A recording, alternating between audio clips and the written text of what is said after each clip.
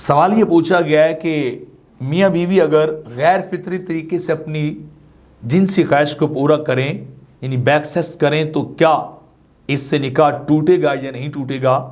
तो जवाबन अर्ज़ ये है कि गैर फितरती अमल का इर्तिकाब करना, बैक सेक्स करना बीवी के साथ, ये नाजायज़ है।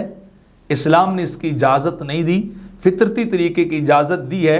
लेकिन अगर इसके बावजूद भी मियाँ बीवी जो है इस फेल का इर्तिकाब कर लें तो इससे उनका निकाह जो है वो नहीं टूटता, निकाह उनका सलामत रहता है। लेकिन उनके ऊपर तौबा लाजिम है कि वह अल्लाह पे से तौबा करें, क्योंकि हदीस पाक के अंदर आता है जो बंदा अपनी अहलिया से बैक सेक्स करता है या गैर फितरती अमल करता है तो अल्लाह रब्बुल इज़्ज़त यौम क़यामत उस पर नज़र रहमत नहीं फरमाएगा, बल्कि अल्लाह उससे नाराज़ होगा।